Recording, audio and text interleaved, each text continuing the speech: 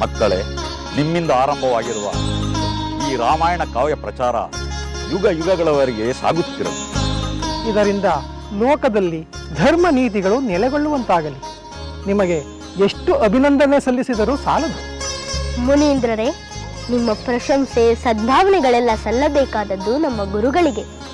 ನಾವು ಅವರು ಕಲಿಸಿದ್ದನ್ನೆಲ್ಲ ಕಲಿತು ನುಡಿಯುವ ಶಿಷ್ಯರು ಮಾತ್ರ.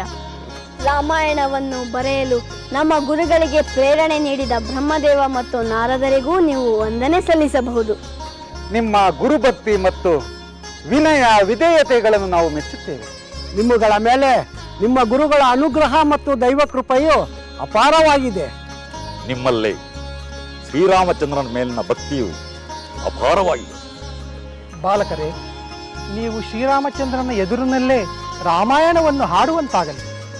ಅಂತಹ ಸುಸಂದರ್ಭಕ್ಕಾಗಿ ನಾವು ನಿರೀಕ್ಷೆ ಮಾಡುತ್ತಿದ್ದೇವೆ. ಶ್ರೀರಾಮಚಂದ್ರನ ಎದುರಿನಲ್ಲಿ ಹಾಡುವ ಅವಕಾಶ ಶೀಘ್ರವಾಗಿ ನಮಗೆ ದೊರೆಯಲೆಂದು ಹರಸಿ ಪೂಜ್ಯರೇ.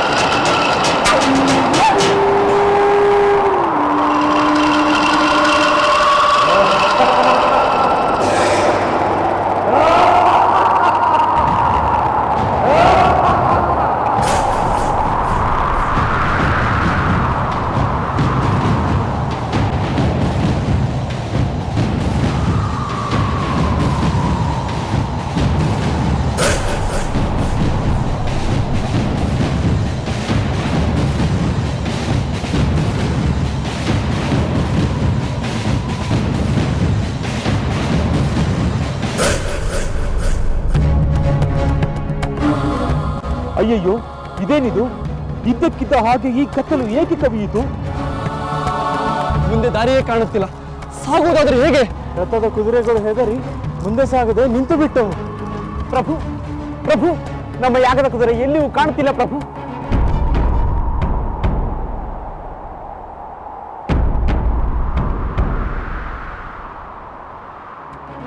ಅಮಾತ್ಯರೇ, ಇದೇನು? ಇದ್ದಕ್ಕಿದ್ದಾಗೆ ಪ್ರತಿಕೂಲ ಪರಿಸ್ಥಿತಿ ಏಕೆ ಉಂಟಾಯಿತು? ಇದೇನು ಪ್ರಕೃತಿ ವಿಕೋಪವೋ ಅಥವಾ ರಾಕ್ಷಸನ ಮಾಯೆಯೋ? ಇದನ್ನೆಲ್ಲ ನೋಡಿದರೆ ಇದು ರಾಕ್ಷಸನ ಮಾಯೆ ಇರಬೇಕು ಪ್ರಭು. ಆಗಲಿ, ಅದಾವ ರಾಕ್ಷಸ ಬರುತ್ತಾನೋ ಬರಲಿ, ಅವನ ಮಾಯೆ ಗೇಯಗಳನ್ನೆಲ್ಲ ಧೂಳಿಪಟ ಮಾಡಬಲ್ಲ ಬಾಣಗಳು ನನ್ನ ಬಳಿ ಇವೆ.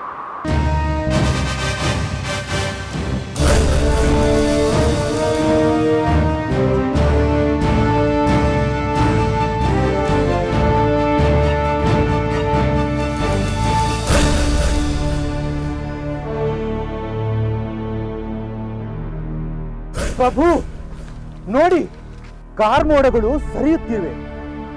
ಇದುವರೆಗೂ ಕೇಳಿದ ಅಟ್ಟಹಾಸ ನಿಂತಿದೆ.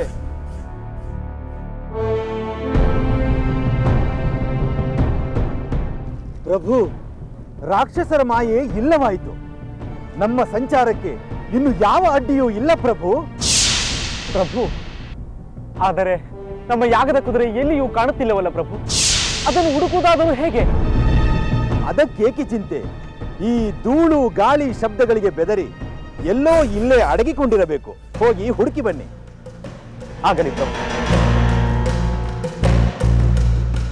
ಏನು, ನಮ್ಮ ಯಾಗದ ಕುದುರೆ ಕಾಣದಂತಾಗಿದೆಯೇ? ಯಾರು ಹಾಗೆ ಮಾಡಿದರು? ಅದಕ್ಕೆ ಕಾರಣವೇನು? ಯಾರೆಂದು ತಿಳಿದಿಲ್ಲ ಪ್ರಭು. ಆದರೆ ಇದ್ದಕ್ಕಿದ್ದಂತೆ ಮೋಡ ಗುಡುಗು ಬಿರುಗಾಳಿ ಬೀಸಿ ಕತ್ತಲು ಕವಿದಂತಾಗಿ ಯಾವುದೋ ಅಟ್ಟಹಾಸದ ನಗೆ ಕೇಳಿಸಿತು. ಸ್ವಲ್ಪ ಸಮಯದ ನಂತರ ಎಲ್ಲವೂ ಶಾಂತವಾದರೂ ನಮ್ಮ ಕುದುರೆ ಮಾಯವಾಗಿತ್ತು. ಅವರು ಸರಿಯಾಗಿ ಹುಡುಕಿದರು ತಾನೆ? ನಮ್ಮ ಭಟರು ಸುತ್ತಮುತ್ತ ಹುಡುಕುತ್ತಿದ್ದಾರಂತೆ. ಪ್ರಕೃತಿಯ ವಿಕೋಪಕ್ಕೂ ನಮ್ಮ ಕುದುರೆ ಮಾಯವಾಗಿರುವುದಕ್ಕೂ ಏನೋ ಸಂಬಂಧವಿರುವಂತಿದೆ. ಯಾವುದೋ ದುಷ್ಟ ಶಕ್ತಿಯ ದುರುದ್ದೇಶವೆಂದು ಸ್ಪಷ್ಟವಾಗಿ ಗೋಚರಿಸುತ್ತಿದೆ. ಹೌದು ಪ್ರಭು, ನಿಮ್ಮ ಯಾಗಕ್ಕೆ ಭಂಗ ಉಂಟು ಮಾಡಲು ಯಾರೋ ರಾಕ್ಷಸರು ಪ್ರಯತ್ನ ಪಡುತ್ತಿರುವಂತಿದೆ. ಆದರೆ ಆ ರಾವಣ ಸಂಹಾರದ ನಂತರ ಅಂತಹ ರಾಕ್ಷಸರು ಬೇರೆ ಯಾರಿದ್ದಾರೆ? ಉಳಿದದ್ದು ಆ ಲವಣಾಸುರ. ಅವನನ್ನು ನನ್ನ ಸೋದರ ಶತ್ರುಘ್ನನೇ ಸಂಹರಿಸಿದ್ದಾನಲ್ಲವೇ? ಪ್ರಭು, ರಾವಣನ ಹಿತೈಷಿಗಳು, ಬಂಧುಗಳು, ಮಿತ್ರರು ಯಾರೋ ಇರಲೇಬೇಕು. ಅಮಾತ್ಯರೇ, ನನಗೆ ತಿಳಿದಿರುವಂತೆ ಆ ರಾವಣನ ಮಿತ್ರರು, ಬಂಧುಗಳು, ಹಿತೈಷಿಗಳನ್ನು ನಾನೇ ಸಂಹರಿಸಿದ್ದೇನೆ. ಅಂತಹ ಬಲವಂತನಾದ ರಾಕ್ಷಸ ಯಾರಿರಲ್ಲ ಸಾಧ್ಯ? ಪ್ರಭು, ರಾವಣನ ಮಿತ್ರನಾದ ವಿದ್ಯುನ್ಮಾಲಿ ಎಂಬ ರಾಕ್ಷಸನಿದ್ದಾನೆ.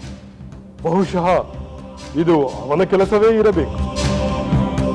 ವಿದ್ಯುನ್ಮಾಲಿ ರಾವಣನ ಮಿತ್ರನೇ? ಚಿಂತಿಸಬೇಕಾಗಿಲ್ಲ ಪ್ರಭು. ನಮ್ಮ ಶತ್ರುಘ್ನ ವಿದ್ಯುನ್ಮಾಲಿಯನ್ನು ಖಂಡಿತ ನಿಗ್ರಹಿಸುತ್ತಾನೆ. ಹೌದು ಅಮಾತ್ಯರೇ, ಆ ನಂಬಿಕೆ ನನಗೂ ಇದೆ. ನನ್ನ ಸೋದರ ಶತ್ರುಘ್ನ ಆ ಲವಣಾಸುರನನ್ನು ಸಂಹರಿಸಿದಂತೆ ಈ ವಿದ್ಯುನ್ಮಾಲಿಯನ್ನು ಖಂಡಿತ ಸಂಹರಿಸುತ್ತಾನೆ. ಪ್ರಭು, ಪ್ರಭು, ನಾವು ಸುತ್ತಮುತ್ತ ಎಲ್ಲ ಕಡೆ ಹುಡುಕಿದೆವು ಪ್ರಭು. ನಮ್ಮ ಯಾಗದ ಕುದುರೆ ಎಲ್ಲಿಯೂ ಕಾಣುತ್ತಿಲ್ಲ ಪ್ರಭು. ಅಂದರೆ ನಮ್ಮ ಕುದುರೆಯನ್ನು ಯಾರೋ ಅಪಹರಿಸಿರಬೇಕು.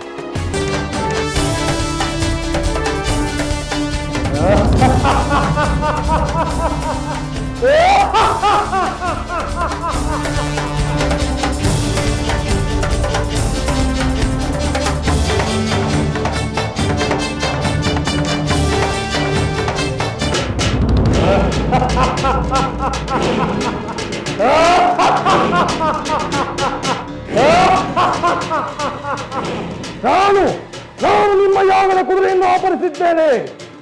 ಈ ಅರಣ್ಯವೇ ನನ್ನ ವಾಸಸ್ಥಳ. ನಿಮಗೆ ಧೈರ್ಯವಿದ್ದರೆ, ಶೌರ್ಯವಿದ್ದರೆ ನನ್ನೊಡನೆ ಯುದ್ಧ ಮಾಡಿ ನಿಮ್ಮ ಕುದುರೆಯನ್ನು ಬಿಡಿಸಿಕೊಳ್ಳಿ. ಇಲ್ಲವಾದರೆ ಈಗಲೇ ಆ ಶಮೆಯದ ಯಾಗವನ್ನು ನಿಲ್ಲಿಸುವಂತೆ ಆ ರಾಮನಿಗೆ ತಿಳಿಸಿ. ನಿಮಗೆ ಪ್ರಾಣದ ಮೇಲೆ ಆಸೆ ಇದ್ದರೆ ಕೂಡಲೇ ಇಲ್ಲಿಂದ ಹೊರಟು ಹೋಗಿ.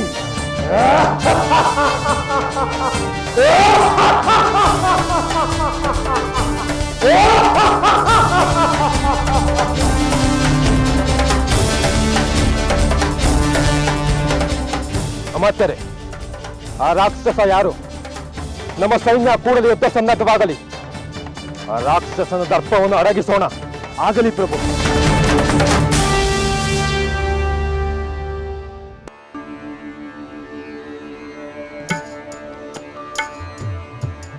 ನಿಮ್ಮನೆಯ ದಕ್ಷಿಣವಿಲ್ಲ ಸ್ವ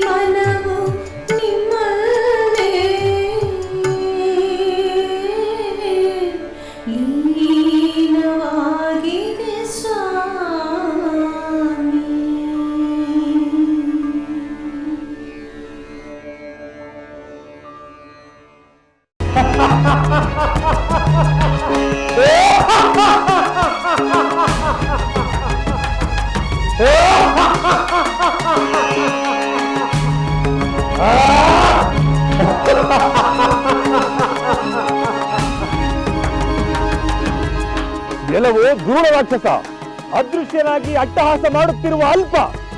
ನೀನು ನಿಜವಾಗಿಯೂ ವೀರನಾಗಿದ್ದರೆ ಈ ಮಾಯಾವಿದ್ಯೆಯನ್ನು ಬಿಟ್ಟು ನನ್ನೆದುರಲ್ಲಿ ಕಾಣಿಸಿಕೋ. ಇಲ್ಲವಾದರೆ ನೀನು ಪರಮ ಹೇಳಿ ಎಂದೇ ಅರ್ಥ.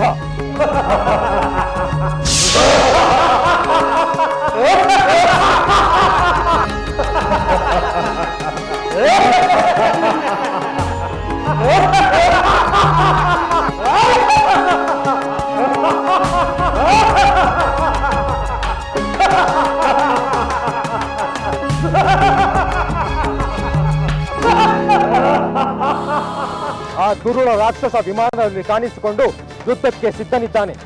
ಅವನನ್ನು ಸಂಹರಿಸಿ ನಾವು ನಮ್ಮ ಕುದುರೆಯನ್ನು ಹಿಂದೆ ಪಡೆಯಬೇಕು. ಅದೆಷ್ಟರ ಕೆಲಸ ರಾಮ ಸಹೋದರ. ಮಹಾಪ್ರತಾಪಿಯಾದ ಲವಣಾಸುರನನ್ನು ಸಂಹರಿಸಿದ ನಿಮಗೆ ಈ ರಾಕ್ಷಸನನ್ನು ಕೊಲ್ಲುವುದು ಬಹಳ ಸುಲಭ.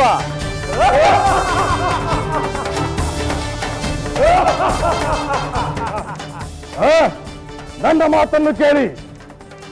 ನನ್ನನ್ನು ಕೊಲ್ಲುವುದು ಸುಲಭವೆಂದು ತಿಳಿದುಕೊಂಡಿದ್ದರೆ ನಿಮ್ಮಂತಹ ಮೂರ್ಖರು ಬೇರೆ ಯಾರು ಇಲ್ಲ.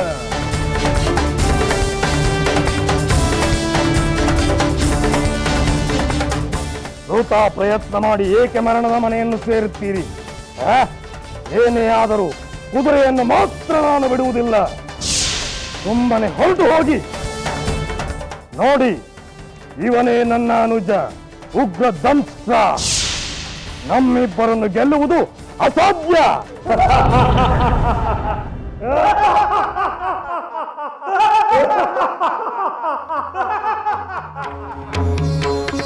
ರಾಮಸೇನೆಯಲ್ಲಿ ಅಸಾಧ್ಯವೆಂಬುದು ಇಲ್ಲವೇ ಇಲ್ಲ.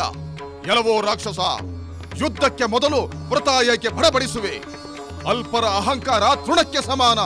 ಪ್ರಾಣ ಪ್ರಿಯವಾಗಿದ್ದರೆ ನೀನು ಆ ಕುದುರೆಯನ್ನು ಒಪ್ಪಿಸಿ ಶರಣಾಗತನಾಗು.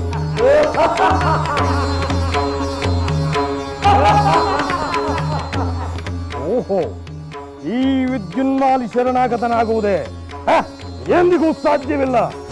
ಆ ರಾಮನಲ್ಲಿ, ಆ ಲಕ್ಷ್ಮಣನಲ್ಲಿ ನಮ್ಮ ಮಿತ್ರ ರಾವಣನನ್ನು ಕೊಂದ ಸೇಡು ತೀರಿಸಿಕೊಳ್ಳುತ್ತೇವೆ. ದುಷ್ಟ ರಾವಣನ ಮಿತ್ರನೆಂದ ಮೇಲೆ ದುಷ್ಟತನವಲ್ಲದೆ ಸದ್ಗುಣವೆಲ್ಲಿಂದ ಬರುತ್ತದೆ?